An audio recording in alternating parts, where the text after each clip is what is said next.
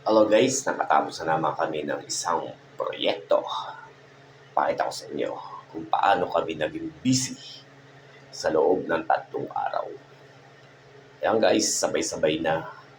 May nagkakabit ng public panel, may nagre-retouch ng pintura, may nagkakabit ng carpet, may nagmo-mormorino, yung paint mormorino, at may nagkakabit ng marble. Yan guys ang project namin kapag malapit na i-turn over sa kliyente ang isang proyekto.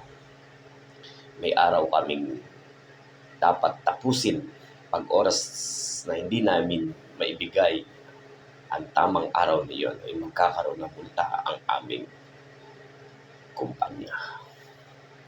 Ayan guys, nakita nyo sa dami ng taong yan sa loob na yan. Ayan guys. Kaya talagang kailangan bakbaka na.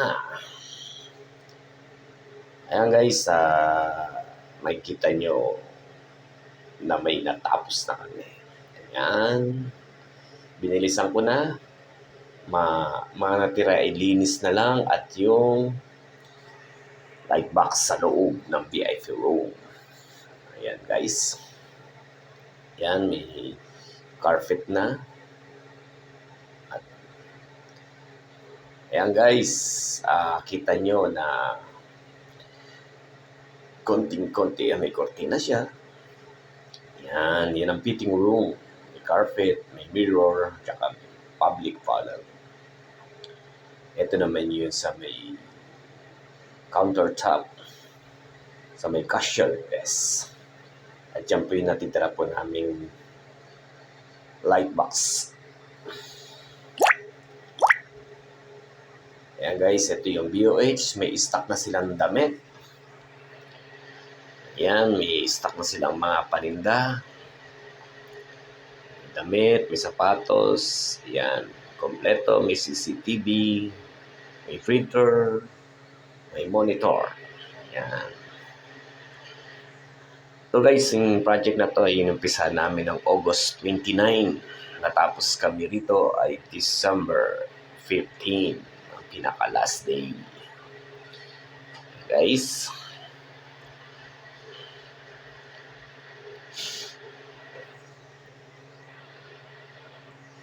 may video ko nito na steel structure simula sa umpisa hanggang sa matapos. Ayan guys, makita nyo yung kagandahan ng aming proyekto.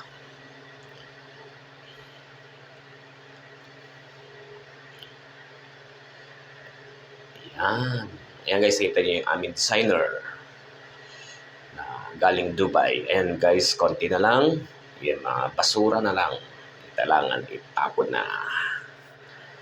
Ayan.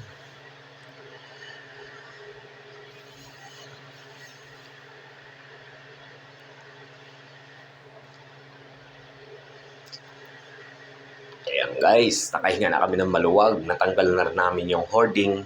Nalinis na yung mga salamin. Yung mga dapat alisin. Guys, ayan na guys. May mga display na silang paninda. Ayan. May mga bag. Kita nyo guys yung kagandahan ng aming project.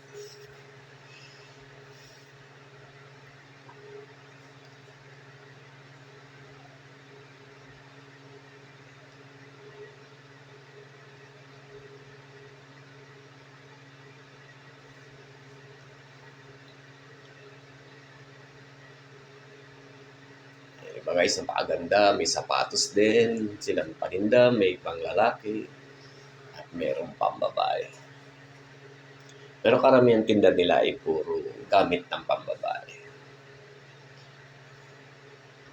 Ayan, mga bag na yan.